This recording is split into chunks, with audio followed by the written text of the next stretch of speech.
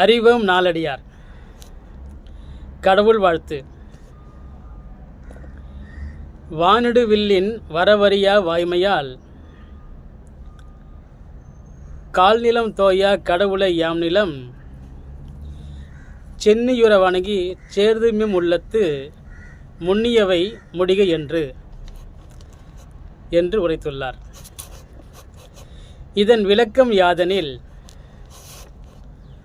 ஆகாயந்தெனில் மேக கூட்டமதில் திடீரென்று உதயமாகும் வானவில்லும் அதன் தோற்றமும் எவ்வாறு உருமாறி மேகத்தோடு கலக்குமோ அதுபோலவே மனித உடலின் தோற்றமும் வனப்பும் உருமாறத்தக்கது.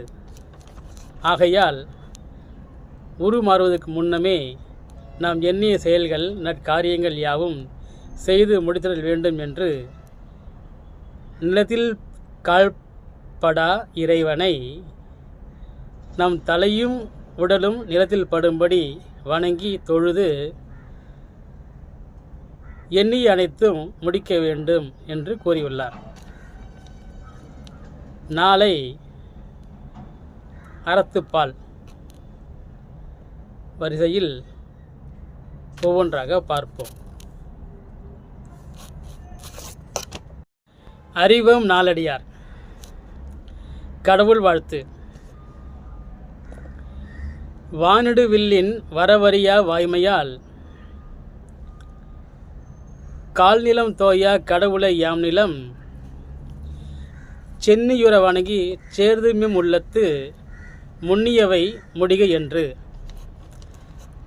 உரைத்துள்ளார். இதன் விளக்கம் யாதெனில்,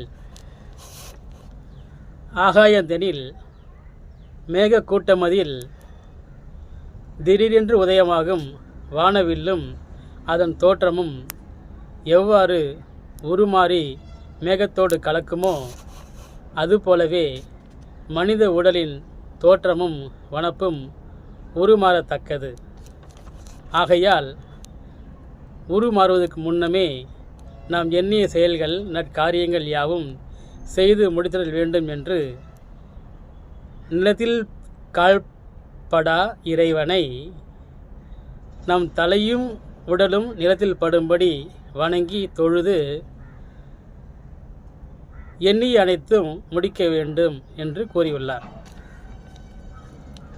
நாளை அறத்துப்பால் வரிசையில் ஒவ்வொன்றாக பார்ப்போம்.